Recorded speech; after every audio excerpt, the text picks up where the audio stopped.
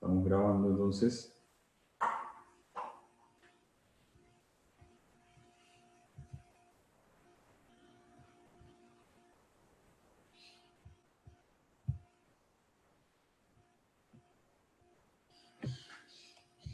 Justo cuando entraba a los contenidos en sí, empezamos a grabar. Entonces continuamos, como les decía, con la clase de pasturas cultivadas, como para que quede de forma introductoria en la grabación.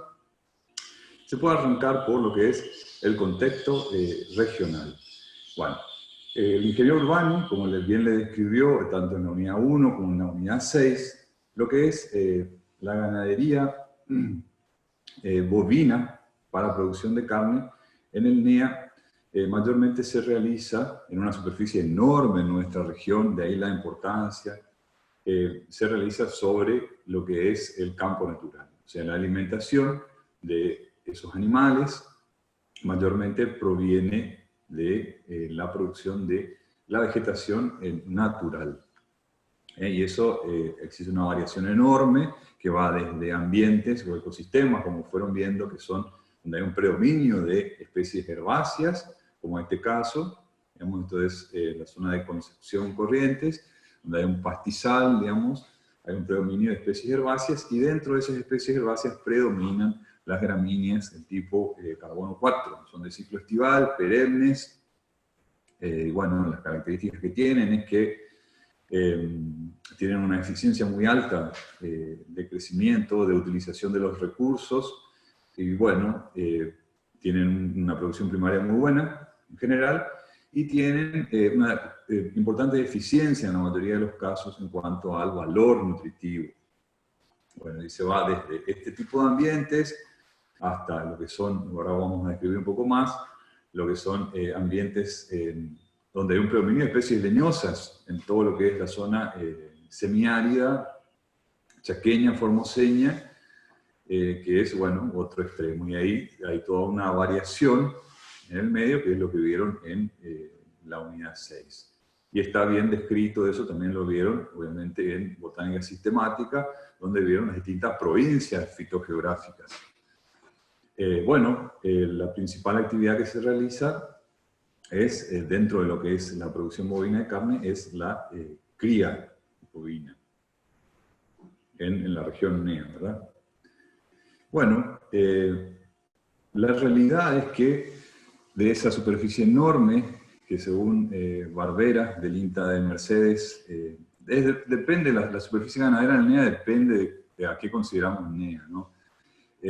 Bueno, él considerando toda la zona más bien húmeda y subhúmeda, estima un aproximado de 20 millones de hectáreas dedicadas a la producción ganadera. De esas 20 millones de hectáreas, el 95% en promedio en toda el área utiliza el campo natural como principal recurso forrajero.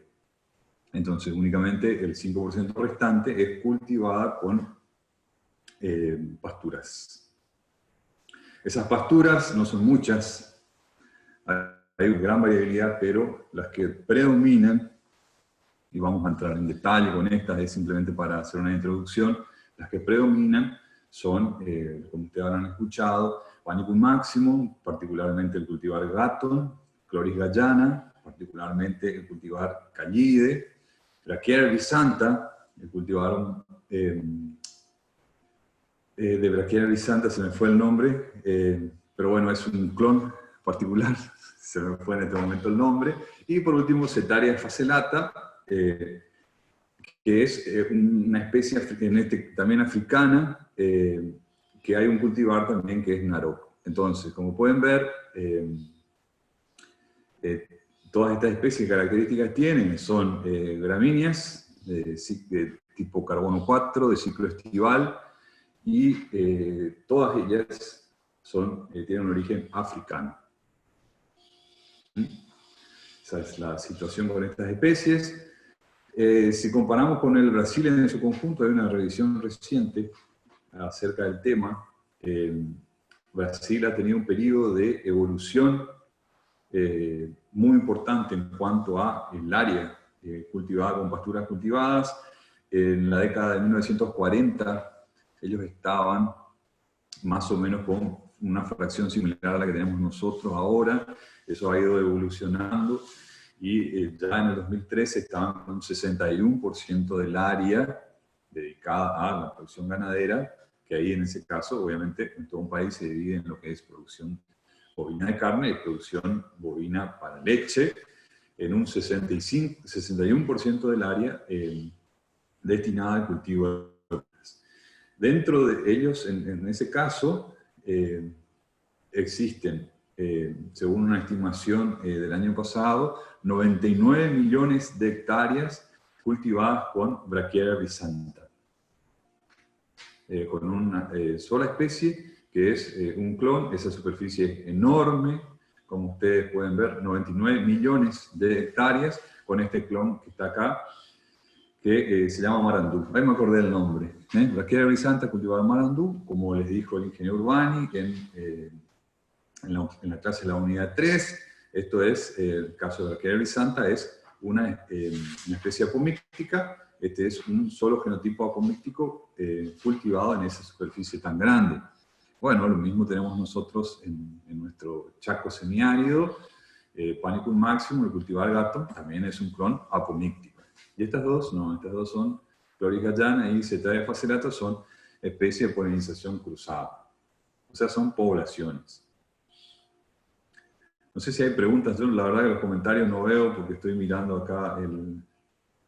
Así que si tienen preguntas, no tengan duda en pararme. Esto en realidad es una clase teórica, no es una charla, no es una exposición breve, es una clase teórica que vamos a ir construyendo a través de 2 clases. O sea que no tengan dudas en preguntar. Si yo no la sé, recurriremos a algunos de los docentes que están presentes, o si no a la bibliografía, para tratar de evacuar esas dudas. Bueno, este año, a diferencia de años anteriores, he tratado de ampliar lo que es lo que pretendo transmitir acerca de la visión de los posibles usos y roles de las pasturas cultivadas. Si uno piensa en la producción animal, no se tiene que limitar a lo que es la producción bovina de carne. Uno tiene que pensar en general en la producción animal. Y las pasturas cultivadas pueden tener un rol en los distintos tipos de producción animal. Entonces me gustaría que tengan así un concepto más amplio acerca del rol de las pasturas. Por ejemplo, les doy un ejemplo particular. Nosotros trabajamos con una especie que se llama Stylosantes vianensis, que ya se la presenté en la unidad 4, en leguminosas. La especie se utiliza en China, en la parte más bien tropical, que es del sur de China. ¿Qué hacen con esa especie? La cultivan, luego cosechan el forraje, lo deshidratan, con un poco de presión hacen pellets, y eso lo utilizan para lo que es la producción aviar, ya sea para la producción de carne o para la producción de huevos. Obviamente la clase va a tener un sesgo muy importante hacia lo que es la producción bovina de carne, pero me gustaría que tengan así una visión más amplia de la cuestión, ¿verdad? Si uno piensa en los 2 objetivos más importantes de lo que son las pasturas cultivadas, tiene que pensar obviamente, en incrementar la receptividad. Ese es probablemente uno de los puntos más importantes. Incrementar la producción de forraje por unidad de superficie es uno de ellos. Otro es mejorar la calidad del forraje disponible. Cuando hablamos de calidad, no me refiero solamente a la digestibilidad, a la concentración de nutrientes, lo que vieron en nutrición animal, sino también al consumo de parte del animal. El consumo es la variable más importante y la que define la producción secundaria. Entonces, cuando hablamos de calidad del forraje, es un concepto abarcativo que incluye estos 3 componentes. No hay que confundir eso. El valor nutritivo incluye lo que es la digestibilidad y la concentración de nutrientes, pero la calidad también incluye muchos otros aspectos que están relacionados a la aceptación de parte del animal y al consumo en su conjunto, digamos. Existen otros roles que son muy importantes y que el ingeniero agrónomo debería tener en consideración, es, por ejemplo, incrementar la cobertura del suelo. Donde hay suelo desnudo, como ustedes saben, eso tiene una alta predisposición a lo que es la erosión hídrica. Erosión eólica, en algunas zonas más, con más escasez de precipitaciones. Entonces, las pasturas cultivadas muchas veces tienen el doble propósito de ser una fuente de alimento, pero a su vez tratar de brindar esa cobertura del suelo necesaria para evitar la erosión. Que en general no solo se busca eso, sino se busca también, en muchos casos, mejorar las características químicas y físicas del suelo. Como les decía en la clase de leguminosas, cuando el ingeniero Fuentes Godo vino hace muchos años a la zona, que fue el creador de la cátedra de manejo y conservación de los suelos, él introdujo el Melilotus a la zona central del Chaco, no tanto pensando en su función o su rol como forrajera, sino pensando en tratar de mejorar las características más bien físicas, porque tenía graves problemas de compactación en el suelo por el monocultivo del algodón, y también químicas también. Tenían grandes problemas de altísimas concentraciones de sal, digamos, de sodio también en el perfil del suelo, y las pasturas cultivadas pueden jugar un papel fundamental. En ese caso particular, él fue muy exitoso. Hasta ahora está el Melilotus siendo cultivado en la zona, y así se pueden utilizar la gran mayoría de las pasturas cultivadas. Obviamente tienen que estar inicialmente adaptadas a ese ambiente como para que vayan mejorando las características físicas, como en el caso de las leguminosas son muy importantes en esa función, porque tienen raíces principales, pivotantes, como vimos, que pueden ir rompiendo las capas endurecidas del suelo. El gran aporte de materia orgánica de las pasturas también hace a que vayan mejorando las características ambas, digamos, las químicas y las físicas del suelo. Entonces tiene ese rol fundamental. Entonces las pasturas cultivadas pueden ser utilizadas para la recuperación de ambientes degradados. Yo creo que entre las funciones más interesantes que puede tener un técnico, digamos, que está dedicado a la producción agropecuaria, digamos, es tratar de hacer más eficiente la producción en ambientes que han sido, o directamente reiniciar la producción en ambientes que están altamente degradados. Bueno, las pasturas cultivadas pueden tener su rol ahí. Existen un rol muy importante que es directamente la elaboración de reservas forrajeras. Por ejemplo, hay un muchacho que hizo la tesina conmigo y ahora se dedica a la producción de alfalfa en la zona de Charata, que es uno de los principales productores. Y bueno, él simplemente siembra alfalfa y no pastorea directamente, sino que produce heno, produce fardos y después lo comercializa. Lo ha comercializado a distintas partes del mundo, y bueno, se contactó conmigo hace poco, ahora están comercializando al Paraguay, por ejemplo, este año. O sea que también el heno puede ser producido para incorporarlo al ciclo productivo propio del establecimiento. En el caso de él, la producción sale del sistema productivo. Existen otros usos que son muy importantes, a lo mejor son más usados en zonas más desarrolladas, pero es muy importante que el profesional esté al tanto de los mismos. Se pueden usar las pasturas cultivadas para la alimentación de la fauna silvestre. En países desarrollados como en Estados Unidos, por ejemplo, los técnicos muchas veces tienen la función, aparte de producir, seleccionar y tratar de recomendar especies para la producción animal en sí, de animales domésticos me refiero, también lo tienen que hacer para la fauna silvestre. Y bueno, entonces tratan de recomendar pasturas o mezclas de pasturas para, por ejemplo, venados, ciervos que hay en las distintas regiones, particularmente en Georgia yo vi esa situación. También puede tener un uso recreativo las pasturas cultivadas en parques, en pasajes, en Entonces ahí miraríamos otras cosas de las pasturas cultivadas. Algunas pasturas cultivadas incluso tienen más de un rol, un mismo cultivar. Un ejemplo de ellos es, hay un cultivar de Paspalum notatum, nuestro pasto horqueta, que se utiliza como forraje, pero también se utiliza como césped. O sea, es un cultivar de doble propósito. Y es probablemente uno de los cultivares que más se utiliza en el estado de la Florida, en Estados Unidos. Entonces, tratar de, con esto, mi idea fue tratar de ampliar un poco el concepto acerca de los roles que pueden cumplir las pasturas cultivadas.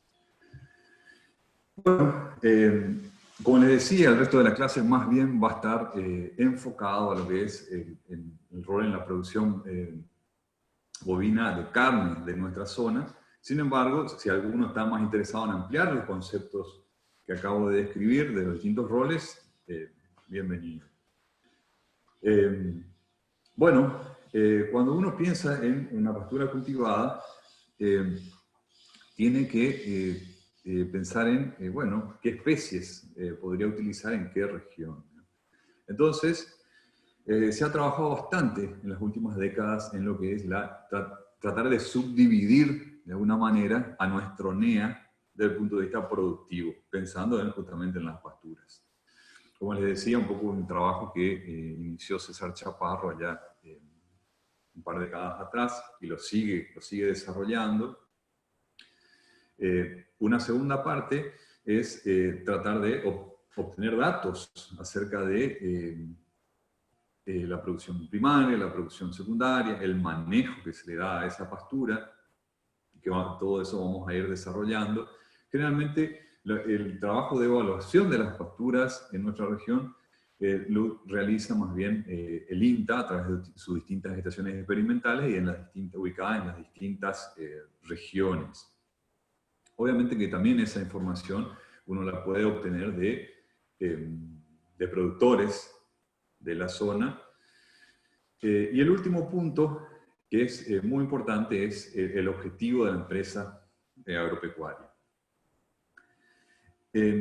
Dependiendo del lugar a donde uno se encuentra, la pastura cultivada puede tener distinto tipo de objetivo.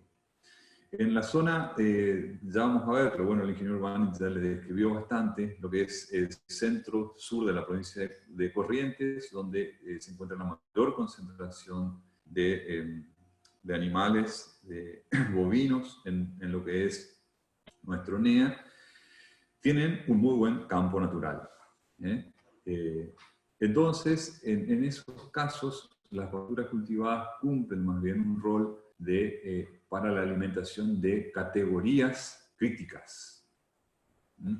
En un sistema de cría bovina, mayormente se utiliza para los animales, para la alimentación de los animales jóvenes. Entonces, mayormente se destina a la recría. Las pasturas, la superficie que está con pasturas cultivadas, que como les mostré, es mínima y es común en todo el NEA. Existen casos excepcionales, ¿verdad? Una vez visitamos hace años un campo en la localidad de Sauce, que está dentro de lo que es el Parque Mesopotámico, donde vimos que era un campo que en un 70% tenía pasturas cultivadas y mayormente eran pasturas adaptadas a zonas templadas. Bueno, esas son excepciones y un poco se da porque ya está más en la interfaz, digamos, saliendo de lo que es la región más cálida de nuestra región. Eso ya pasa a ser más templado. Sin embargo, en otro ambiente, en una zona boscosa, en una zona de monte, las pasturas cultivadas pueden ser el único recurso forrajero. En ese caso pasan a ser la base forrajera del establecimiento, y en esos casos uno tendría que tener en consideración esos puntos, digamos, cuál es el objetivo de la empresa para tratar de identificar la especie forrajera. Entonces, deberíamos tener en cuenta la adaptación, los datos que hay disponibles, el manejo que se le piensa dar y el objetivo de la empresa para seleccionar a una pastura cultivada. una especie por cultivar. Bueno, arrancando con el primer punto, yendo a las regiones productivas del NEA, la ingeniera Borrasco, del INTA de Mercedes, en 2009, realizó una interesante descripción, imágenes que te voy a usar hoy para tratar de subdividir las regiones productivas en el NEA. Obviamente, como les decía, es arbitraria esta subdivisión, pero es bastante interesante como para tratar de identificar o identificar en qué subregiones las distintas especies podrían tener una mejor adaptación. Bueno, en esta consideración, en este análisis, se tiene mayormente en cuenta lo que son la distribución, la distribución de las lluvias y de las temperaturas medias. Y ahí se puede ver en este mapa, se puede ver lo que son, esta es las isotermas, fíjense la temperatura media, acá está la de 22, acá está la de 20, fíjense cómo tiene una distribución muy particular la de 20, fíjense que todo lo que es el este de la provincia de Misiones tiene una temperatura muy inferior, muy interesante esa particularidad. Pero bueno, después lo otro es más bien de una distribución horizontal, el resto del NEA, o sea, más al norte, las temperaturas son más altas. Ese es el patrón general. Esto es lo que desvía, digamos, lo que es la cuenca del río Uruguay, digamos, desvía un poco la cuestión acá. Y bueno, y lo que es las isoietas, eso sí es bien marcado en nuestro NEA, como ustedes bien saben, las precipitaciones van disminuyendo de forma muy marcada de este a oeste, hacia el oeste. Fíjense, 1400 acá está la isoyeta y va hasta, acá, ahí está la de 600 milímetros anuales, en hacer eso, ¿no? Y después, otra cosa por tener en consideración, en la información para definir las regiones productivas, son las provincias fitogeográficas, definidas por Cabrera tiempo atrás, como vieron en Botánica Sistemática. Sin duda tienen un gran valor, no solo desde el punto de vista ecológico, sino también desde el punto de vista de la utilización de esos ambientes. Y bueno, tenemos 4 provincias fitogeográficas bien marcadas, que podemos empezar por lo que es acá, la selva paranaense, en la provincia de Misiones, una zona de transición, y empieza lo que es, acá hay una zona de transición bien marcada también, y empieza lo que es la provincia fitográfica del Espinal, que bien, algunos la describen como un Chaco empobrecido, a lo que es el Espinal en cuanto a especies. El parque chaqueño, que en realidad debió de haber sido clasificado esto como una sabana, es mayormente una sabana. ¿Por qué? Porque hay alternancia, digamos, de áreas boscosas, pajonales, pastizales, palmares, pero en general las especies herbáceas que existen en ese ambiente son de porte alto. Entonces eso es una sabana, sí, una sabana en general, el ambiente. Y bueno, lo que es el monte chaqueño, donde hay un predominio de especies arbóreas. Obviamente que en estos ambientes, en las provincias fitogeográficas, hay alternancia de, como bien le describió el ingeniero Urbani, hay alternancia de ambientes. Fíjense en el Espinal, hay, bueno, ahora vamos a describir un poco, pero hay zonas bajas, lagunas, esteros, malezales, zonas altas, va desde pastizales, parques. Bueno, un poco vamos a describir ahora con las regiones, pero esa variación dentro de las distintas provincias fitogeográficas también define la cuestión. Entonces, esta subdivisión quedaría como se observa en esta imagen. Entonces, existe una región se denomina tierras coloradas, que abarcaría lo que es la provincia de Misiones, norte de la provincia de Corrientes. Bueno, justamente lo que define ahí es más bien el tipo de suelo, porque como les decía, la provincia fitogeográfica de la selva paranaense termina más o menos a esta altura, hay una zona de transición y acá empieza la zona de pastizales. Después, acá está en azul lo que es la zona del malezal. Esta zona es muy importante para lo que es la producción bovina de carne. ¿Por qué? Porque en general, sin sistematizar de manera muy marcada esos ambientes, la producción agrícola se ve limitada. Hay muchas experiencias de reproducción de arroz en esos ambientes, muchos abandonos también. Eso está entre los ríos Aguapeí y el río Miriñay. Ese ambiente obviamente está al este de los esteros de Liberá. Yo tuve la oportunidad el año pasado de recorrer bastante esa zona muy interesante.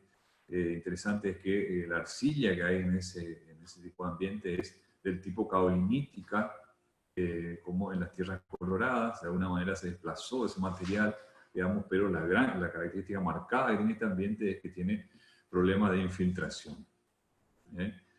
Es un ambiente que permanece con agua en superficie gran parte del año, salvo cuando está muy seco, y en general se tiende a intervenir ese ambiente para la producción. O si no, la producción secundaria tiende a ser muy baja. Bueno, después tenemos acá la zona de afloramientos rocosos y monte de Ñanduay. Como les decía, esta es la zona donde se concentra, donde hay una mayor concentración de animales bovinos. Y bueno, el ambiente en sí que predomina acá es el parque mesopotámico. Eso sí es realmente un parque, donde hay árboles aislados de menor porte, a veces forman isletas también, y hay un predominio de vegetación herbácea de bajo porte y de gran valor como forrajeras. O sea, el campo natural es muy bueno en todo ese ambiente. En general esos suelos son poco profundos, la roca madre se encuentra muy cerca de la superficie, una característica también de ese ambiente. Después están acá las lomadas arenosas. Fíjense la importancia de este ambiente, es una región forestal por excelencia, suelos, como dice bueno, la palabra, muy arenosos, ácidos, muy profundos. Bueno, acá es todo un reto, digamos, la producción en general. ¿Por qué? Porque estos ambientes, al ser removida la vegetación natural, si lo es, hay una pérdida muy rápida, digamos, de la fertilidad natural de ese ambiente. Y obviamente tiene un poco de estructura en sí ese suelo, digamos. Bueno, después están lo que son la región húmeda, que abarca gran parte de la parte húmeda de Chaco, Formosa, norte de Santa Fe, y lo que es noroeste, un triángulo aquí, en la provincia de Corrientes. Y bueno, estas tres subdivisiones dentro de lo que es, lo que es Chaco resultan obviamente de la distribución de las precipitaciones. Como verán, a medida que, como les decía, a medida que vamos hacia el oeste, las precipitaciones disminuyen. Entonces se ha subdividido en la zona húmeda, subhúmeda o central, y la región semiárida. Y ahora vamos a ver las distintas especies que se adaptan a esos ambientes. Podemos discutir si tienen preguntas sobre alguna especie en particular. Yo simplemente lo que voy a hacer es tratar de destacar la adaptación de algunas especies, y obviamente voy a mencionar aquellas que más se usan y otras que tienen gran potencial. Entonces, arrancando por las tierras coloradas, como les decía, para que todos se ubiquen, estamos acá. Misiones, norte de Corrientes. Bueno, si uno subdivide las pasturas cultivadas entre gramíneas y leguminosas, en la región de tierras coloradas por lejos, las especies que más se cultivan son Brachyra brisanta, por lejos, tienen una excelente adaptación sin duda a ese ambiente, y por la gran influencia que hay desde el Brasil, donde hay un predominio, como les decía, hay cerca de 100 millones de hectáreas cultivadas con Brachyra brisanta. Entonces hay una gran influencia que ha entrado de manera impresionante a ese ambiente y se adaptan muy bien. También está el Axonopus catarinensis, es el jesuita gigante. La diferencia principal entre estas dos especies es ambas se utilizan tanto en sistemas silvopastoriles como en aquellos donde no hay árboles, en sistemas sin la presencia de árboles. El jesuita gigante tolera un poco más las limitaciones en cuanto a la iluminación en la radiación solar, que es lo que es determinante, ¿no?, en los sistemas silvopastoriles. Es más, voy a describir un poco más adelante lo que define por ahí en el sistema silvopastoril el manejo del componente forestal, es justamente el ingreso de la luz para que las especies forrajeras puedan seguir produciendo. De otra manera, si uno no limita de alguna manera, no maneja esas cuestiones, termina simplemente con un sistema forestal puro, digamos. Bueno, otras especies que se adaptan muy bien a la región de tierras coloradas, el cultivar cambá y el cultivar chané de la Facultad de Ciencias Agrarias. Muy buena adaptación a las tierras coloradas, es más, ambas especies son como es de origen tropical, o sea que sería un buen nicho para esas especies. En braquiaria hay algo nuevo, que es el cultivar mulato 2, es un híbrido de braquiaria, como habrán escuchado, un gran desarrollo en un centro de investigación en Colombia, que ha resultado en un producto de un alto contenido tecnológico, por así llamarlo, o sea que estuvo involucrado en un proceso muy largo de generación de información y utilización de tecnología para la generación de este híbrido, que es un poco místico también, como cambá, chané y como las especies, las distintas cultivares de braquiaria y santa. Bueno, en el invierno, en esa zona se puede hacer muy bien avena negra, digamos, también se puede hacer, bueno, entre las leguminosas, en el invierno, Dicia villosa también andan muy bien, y una especie que está siendo muy usada es Arachis pindoi, que es de ciclo estival perenne. Entre las leguminosas destacaría esa. Existen otras alternativas, como leucaena, sin duda, dentro de lo que es el área de adaptación de la leucaena, en Misiones estaría entre los principales nichos. Bueno, algunas imágenes. Ingeniero, ¿Sí? le consulto en gramíneas, en tierra colorada. Tenía entendido también que Penicet purpurén también estaba ahí, pero no está ahí, digamos, o como lo considera Muy ahora. bueno, muy bueno. Sí, no, muy buena la intervención, sin Y duda. también Sinodón también estaba ahí, pero no sé por qué ahora no está. El Sinodón Bermudas Bueno, también bueno, estaba. buenísimo el aporte, muy agradecido por el comentario, como les decía, les invito a comentar, eso enriquece la clase, sin duda. Es decir, como les decía al inicio, puse algunos ejemplos y no es una lista completa de Sí, los sí, materiales que se adaptan. sí, pero algo Con destaca, respecto, digamos. sí, con respecto a esos dos ejemplos, me gustaría arrancar con lo que es Sinodon. Ujú. Lo que es Sinodon, se ha hecho un gran trabajo en el mejoramiento de esos materiales en Georgia, en Estados Unidos, en Georgia, en una localidad que se llama Tifton. Ahí se desarrolló un número muy alto de cultivares que tienen, en general, la característica que tienen una muy buena calidad y se adaptan bien sobre todo a lo que es norte de la provincia de Misiones. Ahí hay una gran diversidad de cultivares. Por nombrar el más conocido, se llama Tifton 85. Sí. Se adapta muy bien a esa zona. Nosotros tenemos un muchacho que trabajaba con nosotros, está en la localidad de Andresito. Por ejemplo, esa localidad sería ideal para todos estos cultivares de sino. Todos son de propagación agámica. Ujú. Esa característica tienen, o sea, estarían multiplicando un solo genotipo. Tienden a cubrir muy bien el suelo Y como les decía, tienen la gran ventaja de que tienen un muy buen valor nutritivo, ¿no? Eso es para considerar. Lo que es el pasto jesuita. Pasto jesuita, no, perdón, el No, pasto el elefante, me preguntaban, Penicet. sí. Sí, sí. Penicet, en el NEA en general, ha ingresado a través de todas las experimentales, las estaciones experimentales del INTA. En muchos lugares ha quedado en lo que es a nivel de prueba, y en otras ha avanzado de alguna manera.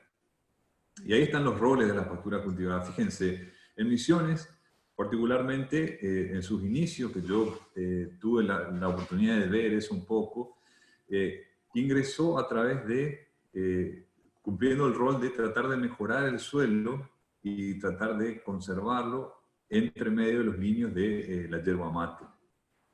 Ingresa de esa manera, pero se lo utiliza también como forrajera. Es bastante difícil de manejarla porque es una especie de gramínea que tiene uno de los portes más grandes. Sin embargo, lo interesante es que tiene potencial, probablemente uno de los potenciales más altos para la producción primaria entre las especies de carbono 4. Realmente la producción que se puede obtener, obviamente utilizando el agregado de fertilizantes, es altísima para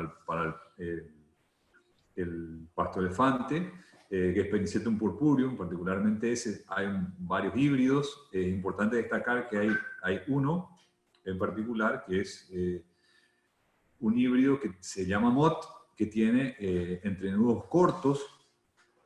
Eso hace de que tenga una mayor relación hoja-tallo, y eso obviamente repercute en la calidad del forraje que es producido. La desventaja que tiene ese cultivar, a diferencia de los regulares, que tienen tallos son muy altos los tallos, es que es difícil propagarlo. ¿Por qué? Porque justamente se propaga a través de trozos de esos tallos. Así se lo va plantando, parecido a la caña de azúcar. En el caso de cultivar MOT, al tener entrenudos muy cortos, es un poco más complicado eso, ¿verdad? Porque uno dispone de menor cantidad, pero están disponibles esos materiales, son muy interesantes. Yo creo que muchos de los fracasos se debe a que los productores no están familiarizados con el manejo de ese tipo de pasturas que tienen un porte tan alto, ¿verdad? Hay experiencias muy interesantes en México donde se ha llegado a manejar de una manera muy eficiente, pero requiere un manejo muy intensivo, el pasto elefante. Sí. Gracias, gracias. Sí, no de nada. Pero cualquier otra cosa me preguntan nomás. Bueno, como les decía, acá en las imágenes destaco a lo que es Brachiaria brisanta, a la izquierda. Acá no sé si se ve el cursor ahí, creo que sí, cuando marco. Y acá está Arachis pintoi, típico Arachis con 4 folíolos de a pares enfrentados, con esas flores amarillas, típica de las papilionoides, ¿verdad? Probablemente estén estas dos, digamos, esta sea el representante más interesante entre las leguminosas. Y bueno, y lo más, hoy día, el área más grande en la región de lo que es Tierras Coloradas sería ocupado por Marandú de Brachiaria brisanta. Por eso les digo, les describo lo más usado y aquellas que tienen potencial. Bueno, en el invierno esta mezcla sin duda se adapta muy bien, Vicia villosa y avena estribosa. Sistemas silvopastoriles, fíjense esta imagen. Bueno, en estos sistemas se puede utilizar tanto el jesuita gigante, como les decía, como Brachiaria brisanta. Bueno, lo que es sistemas silvopastoriles, digamos, lo que es el diseño de la plantación y demás, eso ya es más específico a otros sistemas, a lo que es la parte forestal, digamos, pero fíjense, en este caso tiene líneas apareados, en este caso está con un pino, digamos, el sistema, y como ven, implica una poda mucho más intensiva, digamos, y de altura, para lo que es un sistema silvopastoril. las edades son distintas justamente para que entre la luz, para que penetre la luz a través, digamos, de la especie forestal. Eso es clave. Entonces hay un montón de diseños tratando de que justamente sea viable el sistema con sus dos componentes. Y bueno, hacía referencia porque es típico es muy común en la región de tierras coloradas, también en la provincia de Corrientes, también lo es, este tipo de sistemas. Pasamos a la región del Malezal, para aquellos que no están familiarizados, perdón, que no tengo el mapa, pero es esta región acá, la que está en azul. Mucha gente de Chaco, de Misiones, no necesariamente conoce este ambiente, pero el ingeniero Urbani le describió. Lo particular de ese ambiente es que tiene un microrrelieve que lo hace muy difícil de transitar, de muy difícil acceso. Eso es, bueno, se va formando, no se sabe bien las causas por las cuales se forma ese microrrelieve, pero se puede decir que en general el agua se mantiene en la superficie, digamos, el suelo se mantiene saturado, digamos, gran parte del año, a veces sobre la superficie está encharcado, a veces hay un nivel de agua importante. Y bueno, es ácido, como les decía, la arcilla que hay ahí es de tipo 1,1, es caolinítica también. Y bueno, generalmente se interviene en ese tipo de ambiente para hacer pasturas cultivadas. A veces se interviene sin el cultivo de una pastura. Eso he visto mucho, digamos. Lo que se hace es, se canaliza para tratar de sacar el agua de los potreros, o se canaliza y se pasa al rastro, digamos. Bueno, ahora justamente estamos trabajando con un estudiante de doctorado que está ahí en el INTA de Mercedes, ese tipo de ambientes y el impacto que tiene ese tipo de disturbios sobre la producción en sí de estos ambientes, sobre la producción primaria y sobre la composición botánica. Entonces está haciendo un trabajo enorme que todo a través de esta zona tenemos puntos de muestreo y él está tratando de evaluar el efecto del cultivo del arroz, el efecto del drenaje, el efecto de rastra y abandono, o simplemente, a veces se utiliza la rastra, no es rastra y abandono, sino que se utiliza para tratar de uniformar el terreno y para facilitar el tránsito y el acceso. Es eso lo que se busca. Bueno, en ese tipo de ambiente,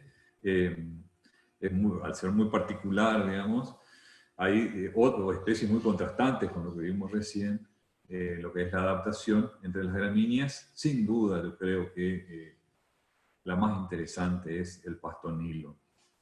El pastonilo, Acroceras macro, es una especie de ciclo estival, es perenne, también africana, digamos, un poco de la zona más alta de África, más al sur también, porque es mucho del germoplasma coleccionado para el pastonilo viene más cerca de Sudáfrica.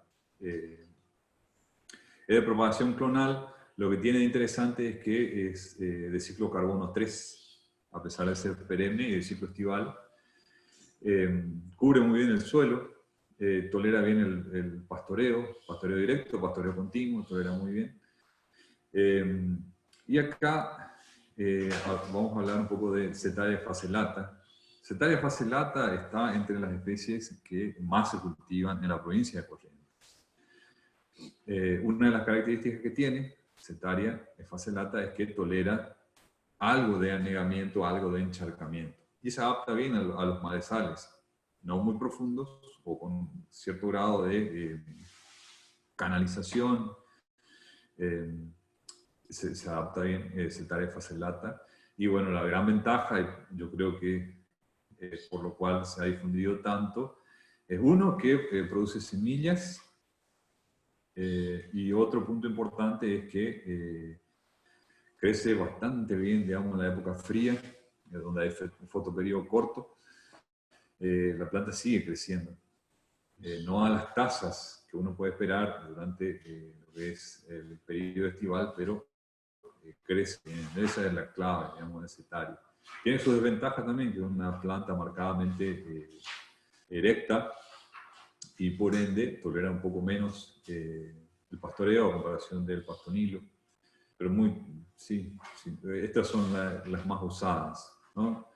El pasto clavel estaría entre aquellas que se adaptarían bien a ese tipo de ambiente, pero no tan usadas.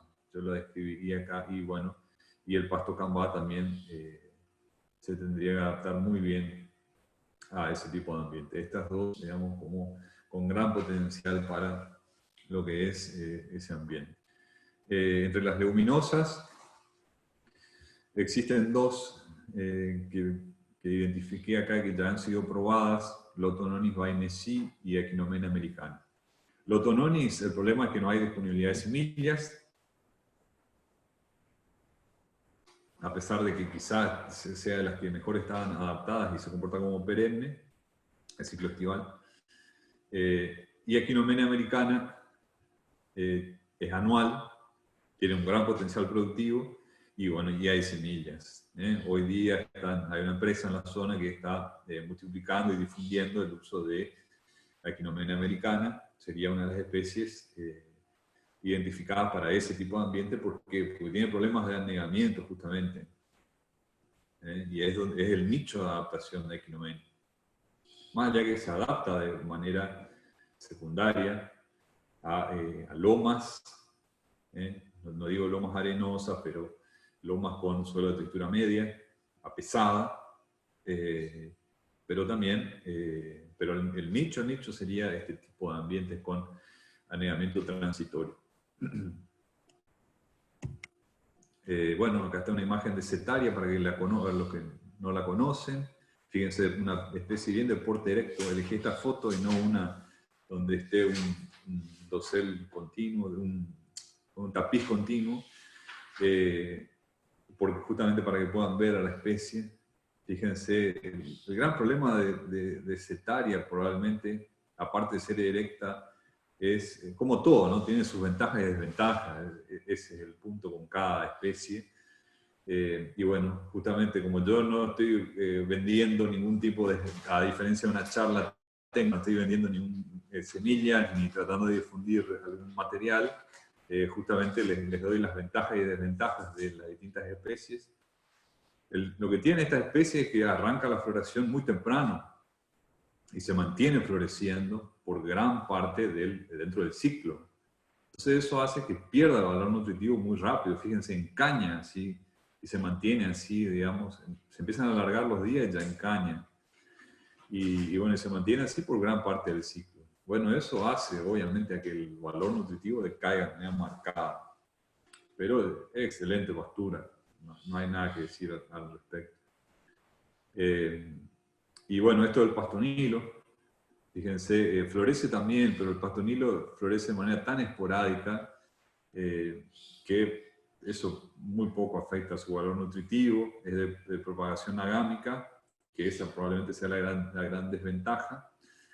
Eso tiene rizomas y estolones, tiene ambos tipos de tallos, muy agresivo, digamos, en cuanto al crecimiento y en cuanto a la cobertura del suelo, que lo hacen muy interesante.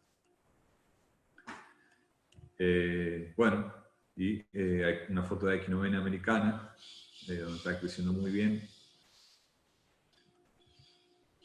Esta es una foto del pastonilo, del INTA Corrientes. Este es un potrero que tiene más de 30 años, fíjense, con el pastonilo, mayormente pastoreo continuo. En general, eso debería haberle dicho ya de entrada. Bueno, sí les mencioné. Cuando uno elige una pastura, uno tiene que tener muy en cuenta el manejo que se le va a dar. Muy pocas especies toleran lo que es pastoreo continuo y con altas cargas, baja o nula fertilización. Lo que sucede cuando uno hace eso, uno cultiva una pastura, en la mayoría de los casos es la vegetación natural empieza a volver. Y el peor de los casos es cuando la vegetación natural es una vegetación arbórea o arbustiva. Entonces lo que pasa es que se empieza a llenar de malezas el lote. Entonces por eso es destacable este lote, digamos, donde se manejó, según me cuentan, la mayor parte del tiempo con pastoreo continuo, no tan altas cargas, alternado con algo de pastoreo rotativo. Entonces, como pueden ver, bastante bien se mantuvo, bastante, fíjense, digamos, está cubierto con pasto nilo esto, o sea, lo hace muy interesante a esta especie. Bueno, esta foto, para aquellos que no conocen, a la izquierda se encuentra el malezal. Fíjense, tiene esa erosión. Esto, el por qué esto se forma así es por un proceso que se llama erosión reticular. Y bueno, tiene esta alternancia, digamos, de microvalles, digamos, micromesetas, que, bueno, que hacen a que el tránsito sea muy dificultoso. La producción secundaria es la más baja entre los distintos ambientes, según lo que se mide en promedio, más o menos, de 30 a 50 kilos de carne por hectárea por año en este tipo de ambientes, según mediciones del INTA. Y fíjense cómo es posible, como después de elaborar este ambiente y sembrar Setaria fasciolata, fíjense en lo que se puede llegar a convertir. Digamos. Es por eso que es uno de los ambientes que es más proclive, digamos, a la incorporación de una pastura cultivada, por el gran cambio que uno puede observar después de la incorporación de la pastura. Es contundente, digamos, la diferencia que se puede ver entre estos dos, entre estas dos situaciones. Obviamente que si uno no maneja esto, la pastura cultivada, lo que va a ocurrir es que a los pocos años va a volver a esta situación. Espero que quede claro ese concepto. Bueno, fíjense, esta es una foto del Ligneo urbani, pasto cambá. También se adaptaría a ese ambiente, no es en ese ambiente donde es la foto, pero para mostrarle a la especie. Bueno, después tenemos las zonas de lomadas arenosas. La zona de lomadas arenosas, como les mostraba, se encuentra al oeste, digamos, de lo que son los esteros de Liberá. Eso va desde Ituzaingó, San Miguel, Loreto, Concepción, Cacatí, Tabaí, Santa Lucía, todo eso que va a lo largo de la ruta 118 es la zona de lomadas arenosas. Una zona muy particular, como les describía, por el tipo de suelo sobre todo, una zona forestal por excelencia. Y ahí realmente la especie que está avanzando y que ha avanzado muchísimo también es, al igual que en la zona de tierras coloradas, de Brachiaria brisanta. Tiene un gran potencial esta especie de convertirse en una maleza, a tener en cuenta eso. Pero sí, es la especie que ha avanzado, se adapta muy bien a ese tipo de ambiente. Otra que se adapta muy bien y mejor quizás es el pasto pangola, Digitaria cumbens o Digitaria arianta, también es un sinónimo. El pasto pangola es de propagación agámica y bueno, según la gente de Mercedes, el ingeniero Picio particularmente me comenta que el haber dejado de cultivar el pasto pangola en esa zona deriva del hecho de que se propague en forma vegetativa.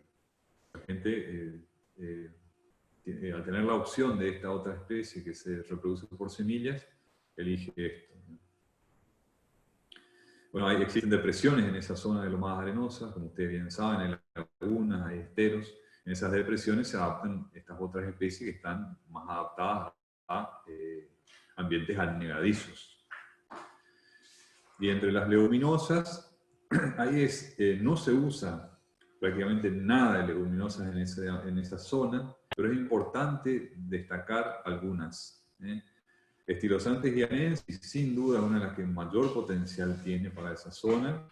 La facultad está trabajando en tratar de desarrollar, cultivar para Estilosantes guianensis, una especie tropical, entonces estamos más bien seleccionando por tolerancia al frío, o que sobrevivan al frío, porque si el invierno es muy frío, lo que pasa es que se muere. esta especie, entonces se comporta como anual bianual, entonces estábamos seleccionando por materiales que sean capaces de vivir al menos 3 años, digamos, de producir 3 años. La verdad que Pintoy también se adapta bien a ese ambiente, pero está también, al igual que el estilo Santes, está por debajo de su, tirando a, ya es el límite, digamos, de su área de adaptación, muy afectado por las bajas temperaturas. Por mencionar a 2 especies que se adaptan a ese ambiente. Esto es un sistema silvopastoril en Concepción, zona de lomadas arenosas, eucaliptus, con Brachiaria brisanta. Eso es lo más común para esa zona. Como les decía, Brachiaria brisanta.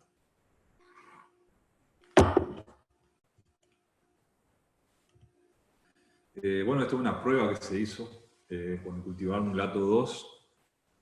Fíjense, no es evidente la cantidad de nitrógeno que hay en ese agregado como fertilizante. Se nota en el follaje, ¿verdad?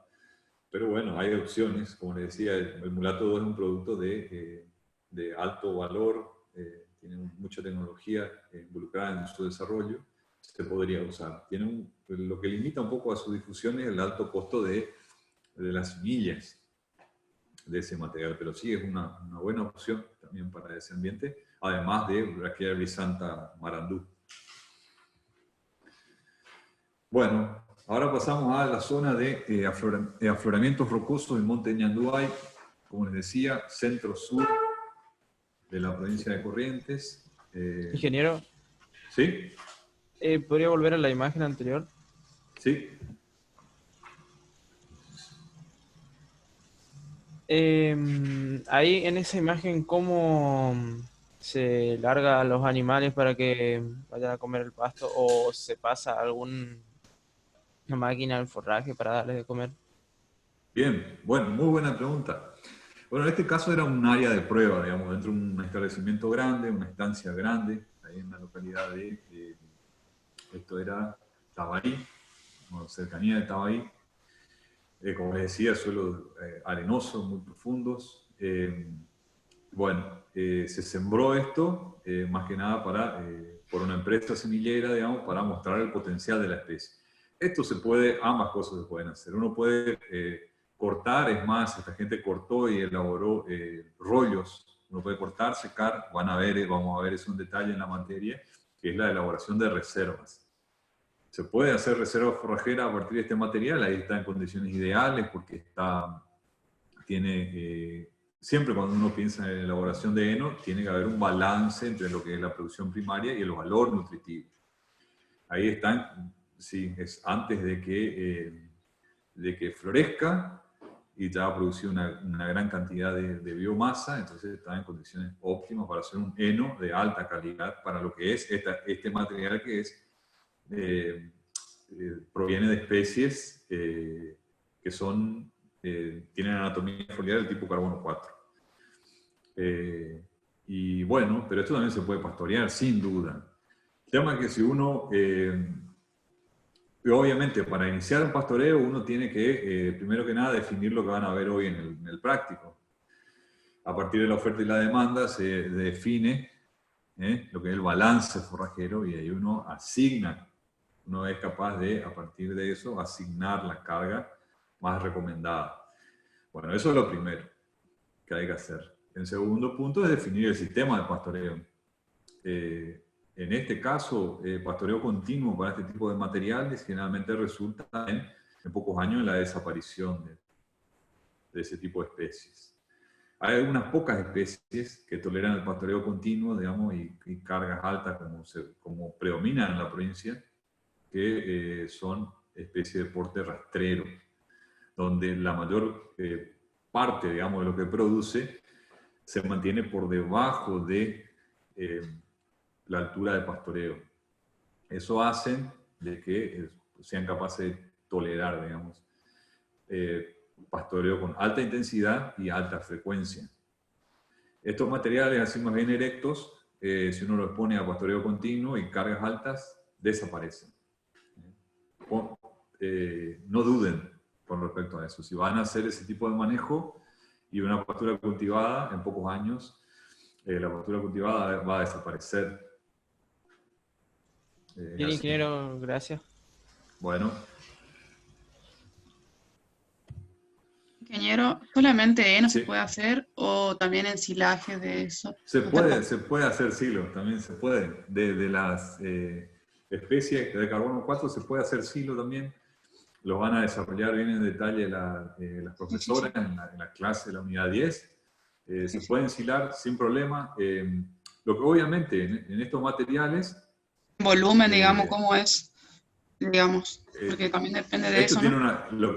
claro, sí, lo interesante de estos materiales es que tienen una producción alta por unidad de superficie.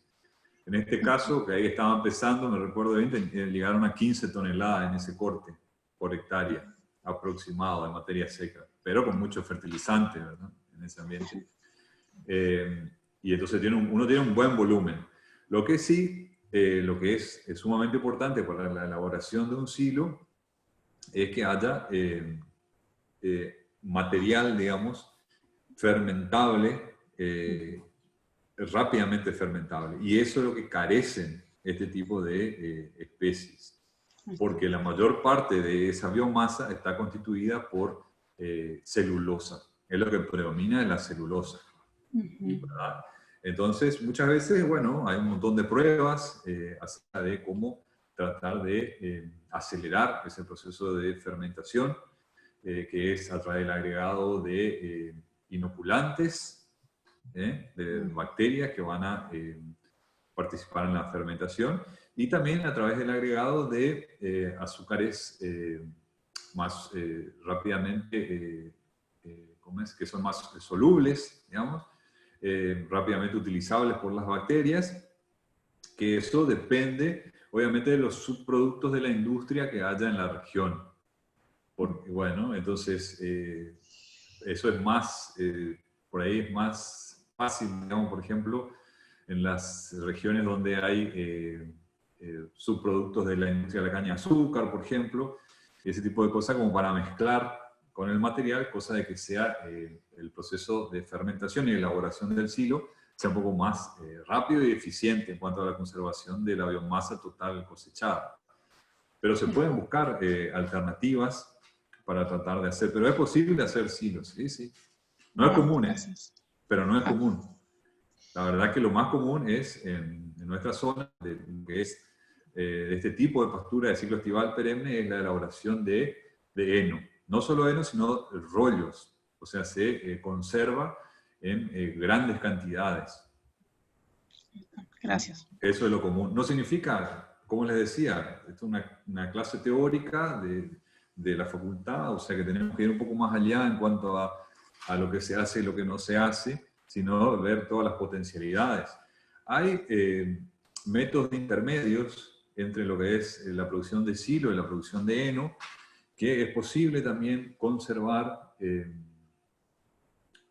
tratar de conservar material que tenga una humedad un poco más alta que lo que se utiliza con el heno, que se llama enolaje, que también se puede utilizar para este tipo de materiales, sobre todo en aquellas zonas que son muy húmedas, entonces uno no puede contar con la posibilidad de dejarlo en el campo el tiempo necesario como para que baje la humedad al 20% más o menos. Entonces, 10%, entonces lo que se hace ahí es, se puede llegar a conservar con humedades más altas, 40, 45, 50% de humedad y tratar de incentivar el proceso de fermentación. Ese es un proceso intermedio que se llama enolaje. No se usa en la zona, sí se usa en otras zonas húmedas del mundo con subtropicales también. Son alternativas, ¿no? Se pueden usar. Bueno, después... Ingeniero, sí, sí. le hago una consulta. Sí, sí. ¿Hay algún método de conservación en el caso de Araki Pintoy? Si es que se puede hacer silaje o algo de eso. No sé si escuchó. Sí, no, sí, se puede hacer silo, se puede hacer heno también de esos materiales. Generalmente se usa más para el pastoreo directo, pero se puede elaborar ambas cosas. En general, en las leguminosas, por ejemplo, de la alfalfa, se pueden hacer ambas cosas también, pero es más común la elaboración de heno. Pero se puede hacer silo también. Me refiero a la alfalfa porque es algo más difundido, ¿no? más conocido.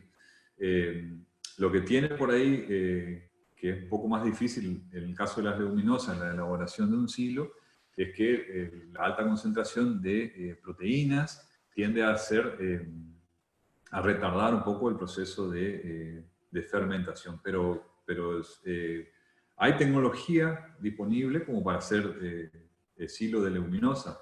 Y me gustaría que le haga esa pregunta a las profesoras cuando tocan lo que es este tema de reservas en la unidad 10. Sí, pero sí es Perfecto, posible ingeniero. ambas cosas. No, sí le consulto porque yo tengo como pastura de cobertura en los yerbales. Y animales no puedo largar ahí porque si no me lastima las plantas. La idea era medio que hacer un doble propósito y sacar el araqui para alimentar a los bichos. Claro, sí, buenísimo, buenísimo el punto. Sí, hay experiencias en Brasil ya para la elaboración de reservas con Arachis pintoi. Para mirar específicamente para esa especie, hay ya experiencias hechas en ese país. Gracias, Ángel. No de nada. Yendo a lo que es, como les decía, el centro-sur de la provincia de Corrientes, la zona de afloramientos rocosos y monte de Ñanduay.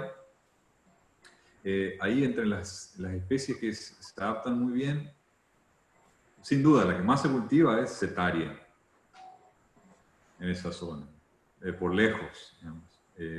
Pero sin embargo menciono algunas otras que se adaptan bien también. Panicum coloratum es una especie también que está en desarrollo ahora.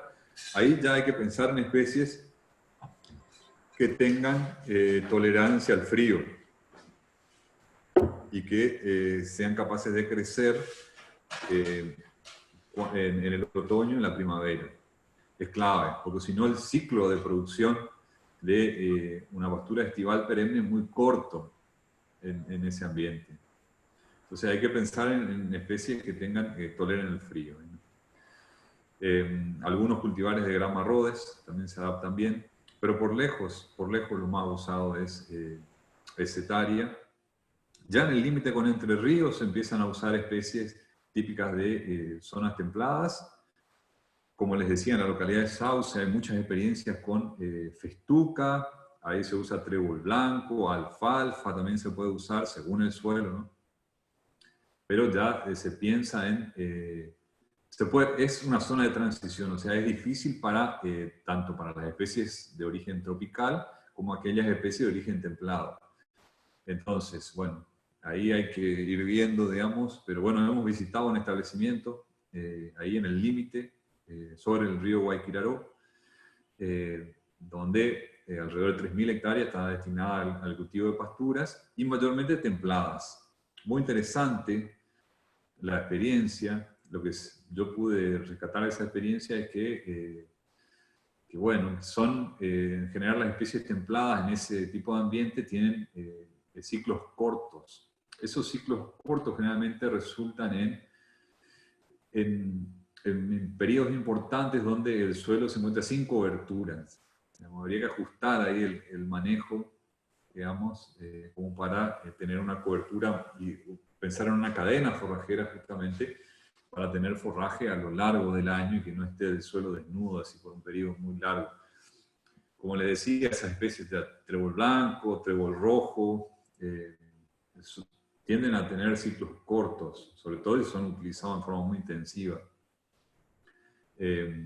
Ya en la zona más templada, en una zona donde está mejor adaptado, el trébol blanco, por ejemplo, es una especie perenne muy interesante, siempre de ciclo invernal, pero muy interesante. Forma una cobertura, pero ahí en ese ambiente corriente, un ambiente de transición, digamos, no es lo mismo. Bueno, pero estas especies serían las que más se usan. Lotus también se puede usar, se utiliza, ¿sí? Como especie, una leguminosa anual invernal. Y esas otras que les mencioné. Esta es una foto de una pastura desetaria. Fíjense lo que así casi siempre se la ve, digamos, muy encañada. Pero bueno, por ejemplo, en el caso de uno de los viajes que lamentablemente no pudieron hacer, el último viaje al establecimiento María Blanca, en la localidad de Desmochado, cerca de Bellavista, donde utilizan con pastoreo rotativo intensivo a esta pastura, y florece, sí, pero florece mucho menos, digamos, así utilizándola en forma intensiva, florece mucho menos. Y es posible mejorar esto, o sea, mejorar la relación hoja-tallo con un uso más intensivo, ¿no? Bueno, acá está en pastoreo, digamos, etaria, en una condición mucho más apropiada para lo que es la producción secundaria en comparación con la anterior. La anterior sería más bien orientada a una situación sí, más tirando a ideal para lo que es cosecha de semillas. Digamos. Esto sería más apropiado para lo que es producción de carne. El estado, me refiero. El estado, sobre todo el estado fenológico. Bueno, ahora ya yendo a lo que es la región chaqueña, empezamos por la región chaqueña húmeda. Bueno, les voy a mencionar las especies que más se utilizan. Ahí sí es bastante variado, digamos. Si vamos a lo que es Formosa, húmedo, probablemente lo que más se utiliza, Formosa, el norte de Chaco, digamos, sería Vicantio erecto. Vicantio maristatum, probablemente sea lo que más se utiliza, muy desarrollado por el INTA del Colorado. O sea, la difusión, digamos, hace tiempo atrás fue realizada mayormente por el INTA del Colorado. Sectaria también se comporta muy bien en lo que es Chaco húmedo. Y se ve también mucho de, no la puse acá, pero Chloris gallana. Mucho de Chloris gallana, Chaco húmedo, parte alta, sobre todo si hay problemas de sal, se utiliza mucho. El pasto pangola, muy utilizado en los establecimientos en La Malia, en Don Enrique, ahí sobre la ruta 11. El pasto pangola ocupa grandes superficies. El pasto clavel para zonas un poco más bajas, media loma, en realidad sería el pasto clavel. Y tengo que mencionar también, se adapta muy bien a la parte de lo que es un pajonal, un ambiente un poco más profundo, pajonal, ya de paja brava, de Panicum prionitis o de pájaro intermedio. Ahí se adapta muy bien lo que es el pasto tangola, que es un híbrido de tangola, no muy bien definido su origen, pero pertenece al género Brachiaria, digamos, y tiene un potencial de crecimiento muy alto. Si se lo maneja de manera intensiva, con pastoreo frecuente, tiende a producir un forraje de aceptable calidad, digamos, pero se adapta bien a esos ambientes extremos, digamos, pajonales profundos, palmares. Bueno, entre las leguminosas, Aquinomena americana también habría que destacar para ese ambiente con suelos anegadizos, entre ellas, digamos. Bueno, acá les quería mostrar, esto es la malia. Fíjense, alguno de ellos puede haber sido su compañero en algún momento en la carrera. Esto es hace 2 años. Esto es un ex pajonal de... Esto es como una mezcla, digamos, de Sorghastrum setosum, que es la paja amarilla originalmente, y había un poco de Panicum intermedio, y ya entrando a la zona de donde es más profundo, digamos, de Panicum prionitis. Bueno, y ahí lo que hacen es preparar el suelo, después plantan digamos, con acoplado. Voy a describir bastante bien esto en la siguiente clase, que es la plantación de especies agámicas. Y bueno, estas guías que pueden ver acá es el pasto tambola. Digamos. Como pueden ver, el productor lo que espera es que la pastura cultivada tenga un alto potencial de competir, digamos, con la vegetación espontánea. No solo esperan eso, sino que esperan que la pastura tenga tan alto nivel de competencia que supere a la vegetación natural. O sea, es esperar mucho, ¿no? Entonces, muchas veces las especies que se adaptan a ese tipo de ambiente, de agroecosistema, no necesariamente tienen un buen potencial como forrajeras, sino que tienen una alta capacidad de competir. No significa que tenga una buena concentración de proteína, una buena digestibilidad, pero bueno, es lo que hay, digamos, y lo que puede llegar a crecer en ese tipo de ambientes. Una zona más alta, esto también es la malia, pero en toda esa zona se adapta muy bien a la zona más alta, repito, el pasto pangola, Digitaria eriantha. Fíjense, los pangolares que he visto ahí en esa zona ya tienen de 20 años. Esto manejado así con pastoreo rotativo. Fíjense qué lindo que está realmente y bueno, fíjense, es un ambiente, al ser alto, es un ambiente que tiene un alto potencial de que aparezca el renoval, que aparezcan las malezas leñosas. Sin embargo, justamente una de las principales características que tiene que tener la pastura cultivada como para tratar de alguna manera de prevenir el enmalezamiento arbustivo es que tenga un buen poder de cobertura del suelo. Fíjense la cobertura que tiene esto. Entonces, igual las malezas leñosas, fíjense que hay una maleza chica, acá hay otra, vienen, siempre hay que estar controlando eso, pero hay que prevenir. Una de las mejores formas de prevenir es, en primer lugar, es hacer un buen balance forrajero. No exceder la carga con respecto a la receptividad del postero. Esa es la clave. Y después, obviamente, hay que controlar, es parte del manejo, digamos, hay que ir controlando todos estos renovales. Algunos árboles dejan, en este caso pensando en la sombra, pero hay que ir controlando el renoval, o si no, eso se convierte después en una ralera, en un monte. Bueno, se empieza a renovar, digamos, el ecosistema, digamos, o las especies que están bien adaptadas para ese ambiente.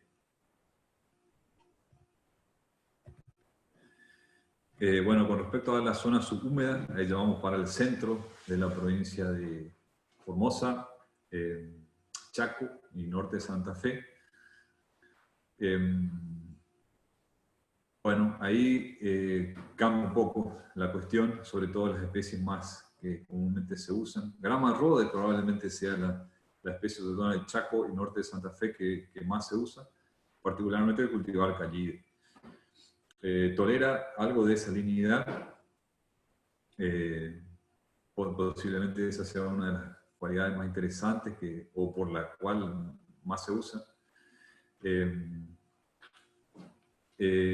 Otra especie que me gustaría mencionar ahí, pasto pangola también se adapta muy bien, pero interesante lo que es Melilotus, como entre las leguminosas, esa es la zona donde más se utiliza. Es una especie, Melilotus, como les decía en las clases de leguminosas, es una especie anual invernal, para recordarles ese punto. La alfalfa se adapta únicamente en forma marginal a lo que es la región subhúmeda y se adapta únicamente en aquellos suelos que son los ambientes más altos. Bien drenado tiene que estar el suelo y bien provisto, digamos. Muy exigente en cuanto a suelo. Un suelo agrícola es para la alfalfa y no tolera niveles de salinidad. O sea, es muy exigente, pero se hace algo, poco, pero se hace de alfalfa en la zona subhúmeda, digamos, zona centro, como les decía. Bueno, el ingeniero Marcón, un referente en la región subhúmeda, acá mostrándonos una mezcla, digamos. Esto es una pastura de gramarrodes, Chloris gallana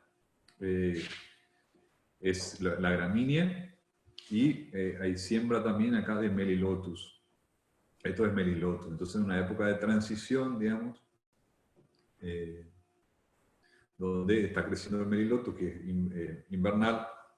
La especie de crecimiento invernal generalmente permanecen en la primavera y algo en el otoño también. Entonces se las ve, digamos, a veces crecen, tienen solapamiento en cuanto a los ciclos, ¿verdad? Por eso se las ve en conjunto acá.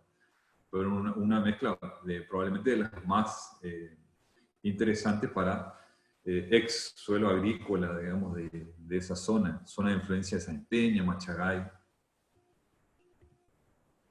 Bueno, esto ya es un ambiente distinto, es centro, pero es distinto. Esto es zona de influencia del Bermejo.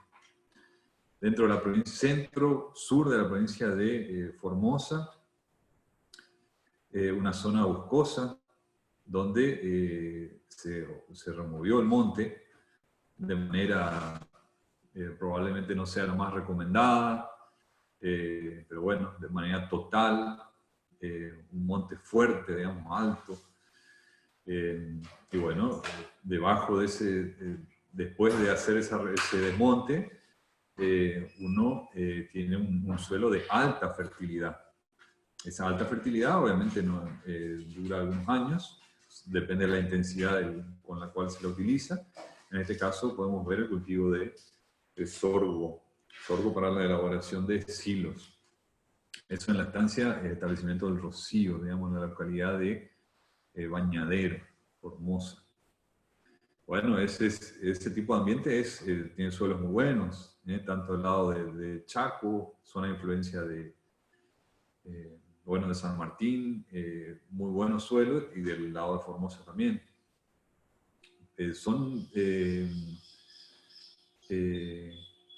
Incluso se ha cultivado alfalfa en ese tipo de ambientes. Bueno, una mezcla común que se comercializa, fíjense, con los alumnos, un grupo de alumnos, ahí en Bañadero.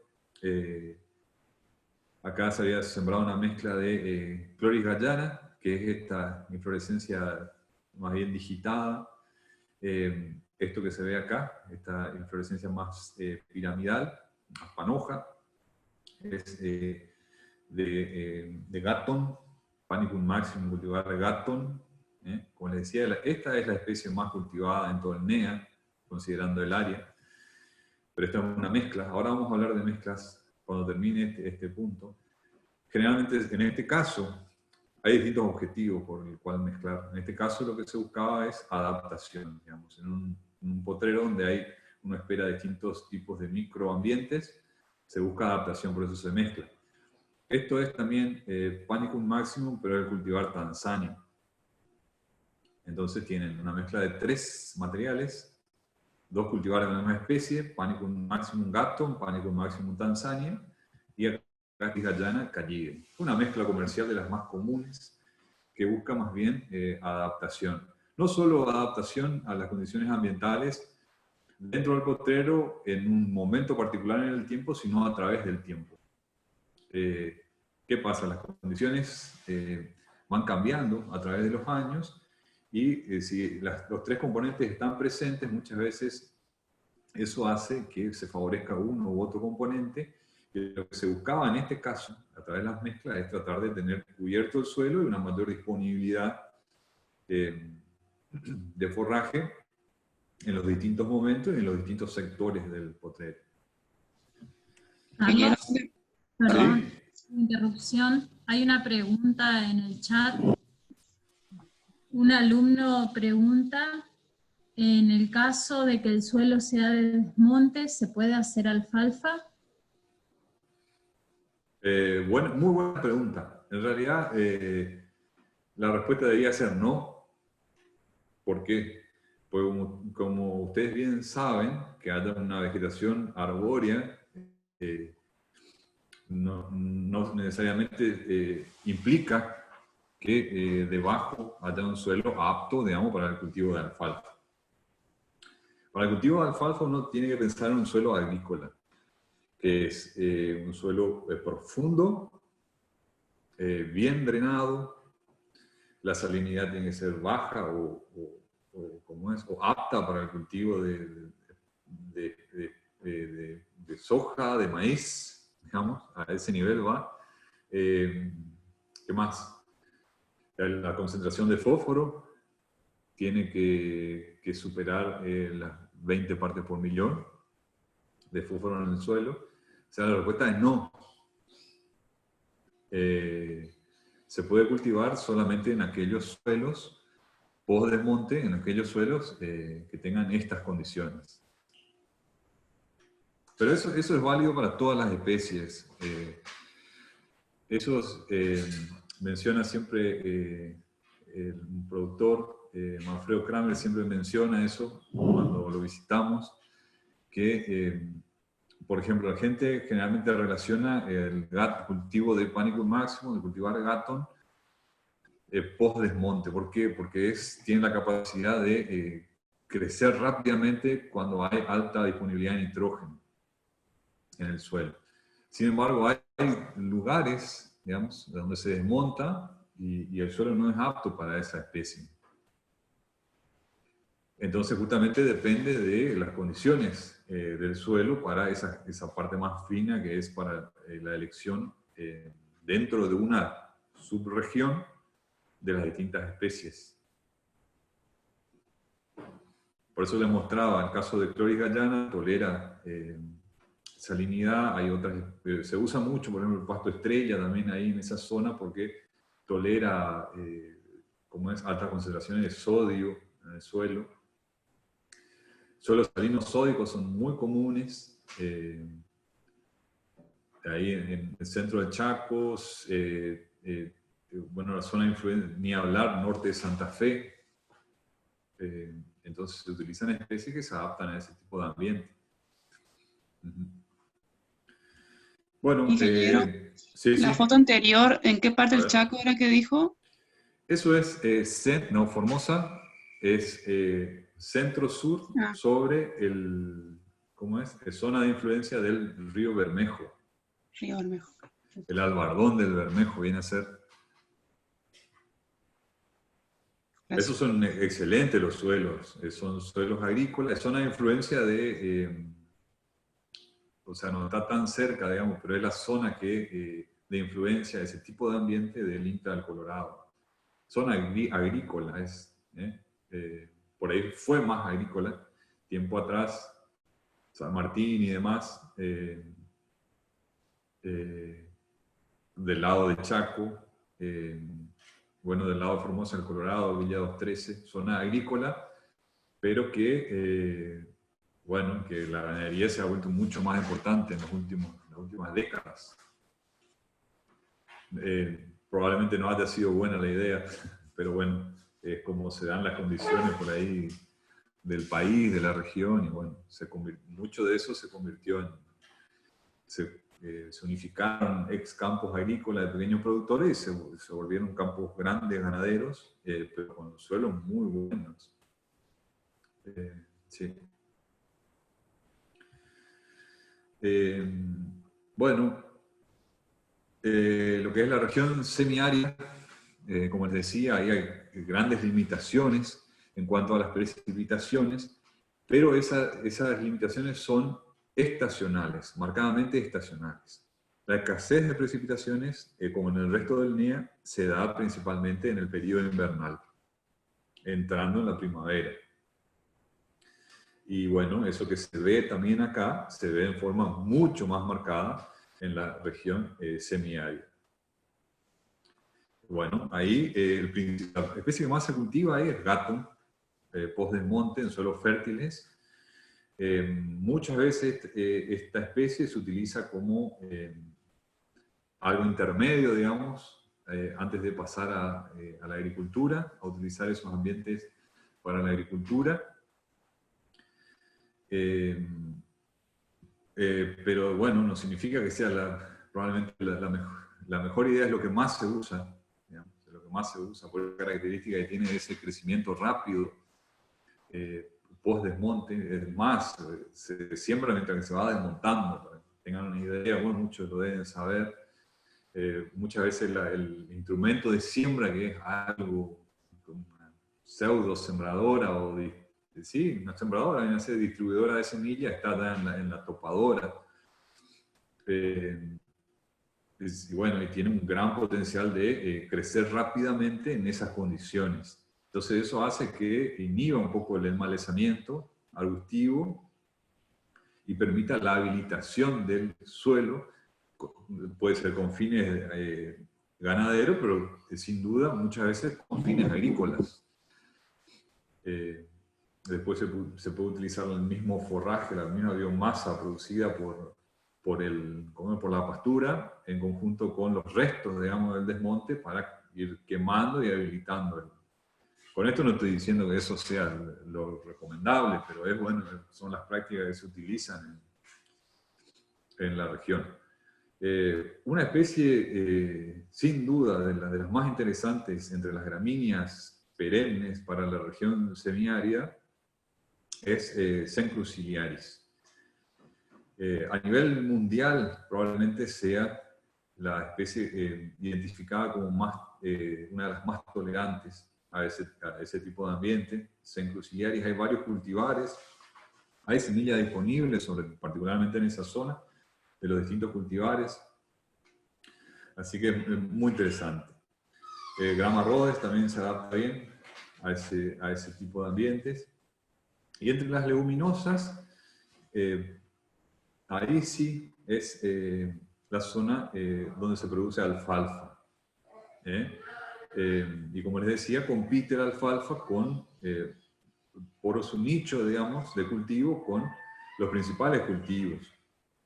Entonces, dependiendo de la rentabilidad de un cultivo u otro, se destinan los lotes para las distintas opciones. Bueno, hay otras opciones que han sido usadas en Paraguay, de estilosantes, dos especies de estilosantes, que se adaptan muy bien a ambientes semiáridos, pero que en la actualidad no hay disponibilidad de semillas para esas especies. O sea, de entre las leguminosas, por lejos, la que más se cultiva en Chaco, Santiago del Estero, digamos, es la alfalfa. Bueno, aquí otra foto del ingeniero Urbani, fíjense en un ambiente semiárido. Fíjense cómo esto es Gatton, digamos. Tiene esta característica de dejar bastantes espacios, digamos, entre las matas. Es posible hoy en Paraguay, en las colonias menonitas, recomiendan el cultivo de otras especies entre estas matas, digamos, como para cubrir mejor el suelo. Una especie de Urocloa, que es capaz de cubrir acá en la intermata, digamos, del Panicum maximum, pero esto es lo más usado en esos ambientes.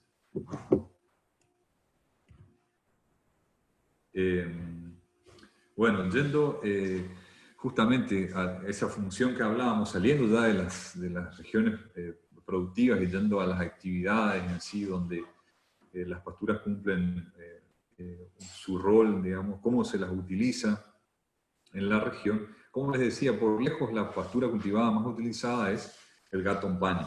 Panicum maximum, cultivar Gatton pani. Es, como les repito, una especie perenne de ciclo estival. Y se las utiliza post-desmonte. Como pueden ver en esa foto, se ve muy bien, digamos, sobre todo cuando hay alta disponibilidad de nitrógeno, se explota, digamos, la pastura, cubre rápidamente el suelo, y bueno, por eso es de ahí su difusión, y de ahí es que va avanzando el cultivo del Gatton, porque justamente va avanzando hacia zonas donde se va habilitando, se va extrayendo el bosque y se va cultivando Gatton pani. Bueno, esto resulta un poco la necesidad de expandir la ganadería hasta este tipo de ambientes. Muchas veces resulta de la baja producción que hay en el resto del NEA. Producciones muy ineficientes, digamos, que incluyen norte de Santa Fe, Corrientes, gran parte del Chaco, con producciones de 50, 60 kilos de carne por hectárea por año, hacen de que la presión, digamos, de necesitar producir más, se vaya hacia estas zonas. Esa es la realidad, digamos. Entonces, uno como técnico, al tener una visión un poco más global, tiene que tener en consideración estas cuestiones. Muchas veces, bueno, los técnicos se quedan tranquilos con una producción mínima, digamos, pero hay que pensar en estas cuestiones, digamos, más generales, globales, y lo que está ocurriendo en nuestro norte, digamos, del país. Bueno, es lo que se está haciendo y es donde va avanzando la ganadería. En los ambientes donde ya estaba la ganadería, y sí, la carga en la provincia de Corrientes sobrepasa sin duda la receptividad de los campos. Pero bueno, se hace muy poco con respecto a eso, como para tratar de mejorar la receptividad de esos ambientes. Y bueno, esa es la situación, y toda la presión va destinada hacia la región boscosa chaqueña. Chaco, cuando hablo de Chaco me refiero a la región fitogeográfica chaqueña, no la provincia de Chaco solamente. Bueno, esa es una realidad.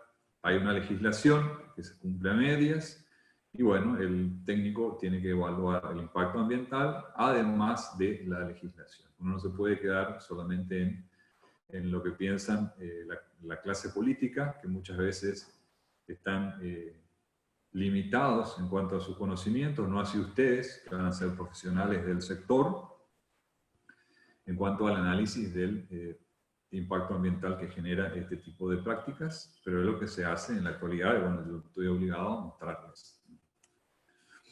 Como les decía, lo que se logra es reducir el enmalezamiento arbustivo, lo que describía el ingeniero Urbani, hablaban de las malezas leñosas en la unidad 5.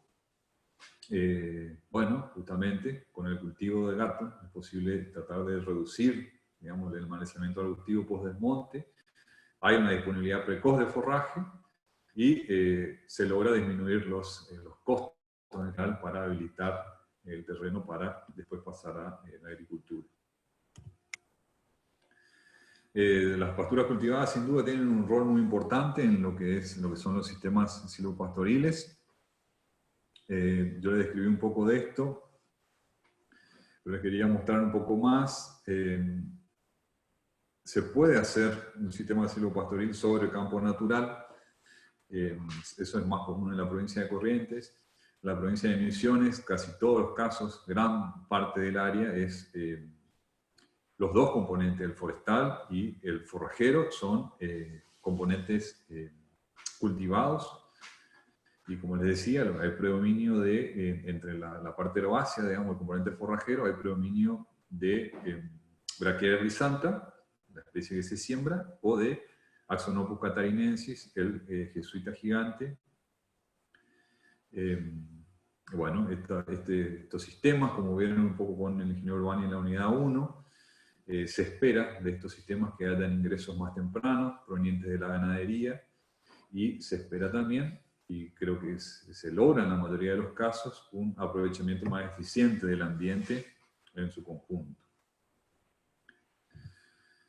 Bueno, cuando uno piensa en sistemas silvopastoriles, no se tiene que quedar en esa visión del pino, el eucaliptus, con una pastura de ciclo estival, sino que uno puede ampliar esos conceptos al resto de las regiones agroecológicas, pensar en la región chaqueña, donde, fíjense, tengo una prueba, pero he visitado establecimientos que la están haciendo, donde el componente forestal es el algarrobo, y he visto sistemas silvopastoriles donde el componente forrajero es Chloris gallana, y otros donde puede ser el gatón también, dependiendo del suelo, o puede ser en este caso de Tanzania, de Panicum maximum. Bueno, también, bueno, acá me gustaría cerrar, porque ya estamos cerca de la hora, y dar lugar a preguntas. Total, esta clase sigue el próximo martes. Podemos seguir. Así que, bueno, si tienen preguntas con respecto a los temas, me gustaría que lo vayan haciendo, digamos.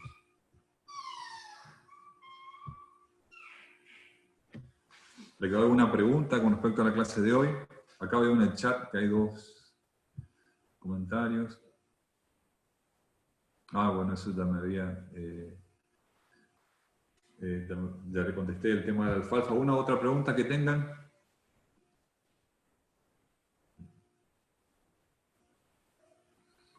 Buen día, ingeniero. Sí.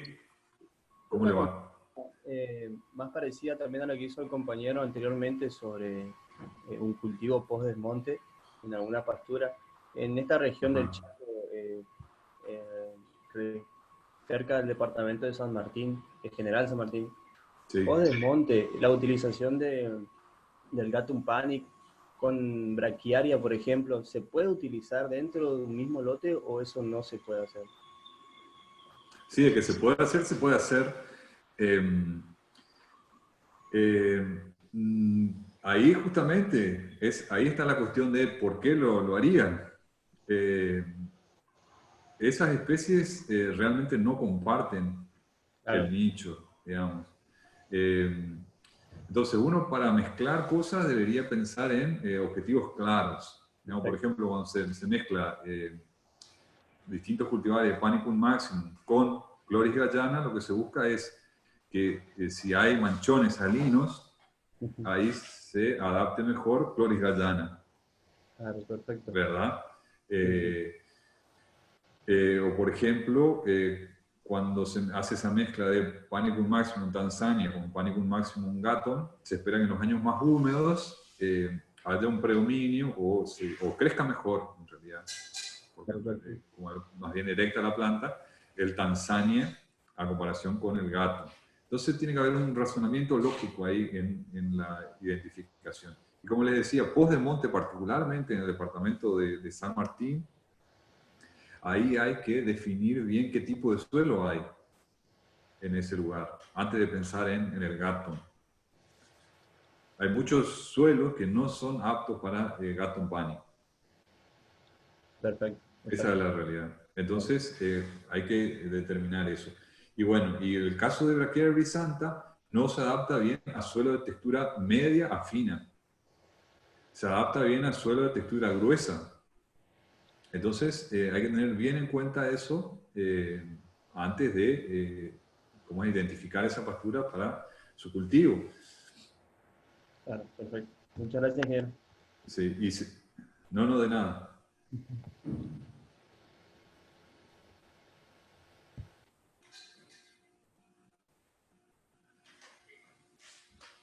¿Alguna otra pregunta?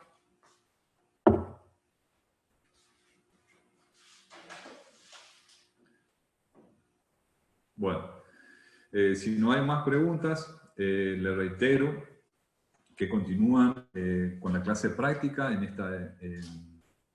usando esta misma espacio, este mismo espacio de Zoom, los que tienen el grupo de la mañana, con la ingeniería Castellán y la ingeniería Porta, continúan ahora a 10:15, y aquellos que están en los grupos de la ingeniería Brugnoli y la ingeniería Marcón, continúan a las 14.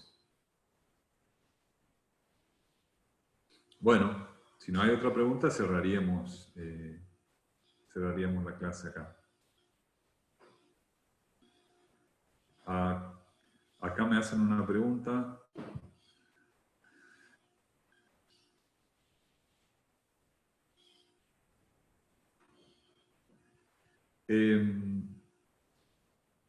Restos de taninos. No que esté... restos de taninos, dice en la biomasa residual post-desmonte. Me imagino que a eso se refiere. Yo he visto, digamos, el cultivo de alfalfa post-desmonte, como les decía, no es tan común, digamos, porque como les digo, tiene que ser muy bueno el suelo. Lo he visto ahí en la localidad de Bañadero, en el centro sur de Formosa. Lo que noté es que estaba muy bueno, digamos, crecía muy bien, tenías el desarrollo de las raíces por ahí estaba un poco limitado, o sea, la raíz pivotante principal llegaba más o menos a 20 centímetros y se desviaba. No sé bien las razones, habrá habido como no sé, algo, debe ser característico del horizonte del suelo o algo por el estilo que hacía que se vea un poco limitado, pero crecía bien, digamos. No estoy al tanto de alguna inhibición, digamos, por parte de los taninos de la materia orgánica. Puedo preguntar, pero yo no estoy al tanto de eso. ¿Alguna otra cosa?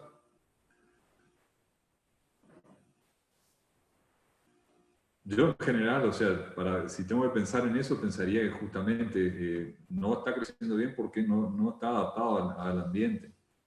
Pensaría porque ya está probado, digamos, que la alfalfa cuando no se adapta, cuando no se dan todas las condiciones, además la pampa húmeda, hay muchos ambientes donde no se puede cultivar la alfalfa, y hay especies que se cultivan en su lugar, como el lotus, en ambientes que tienen un nivel de salinidad un poco más alto, bueno, se piensa en otra especie, o que tiene problemas de profundidad de suelo, ya hay que pensar en alguna otra especie. Pensaría más bien en eso que en algo más de atribuirle, digamos, a algo más específico. ¿La verdad?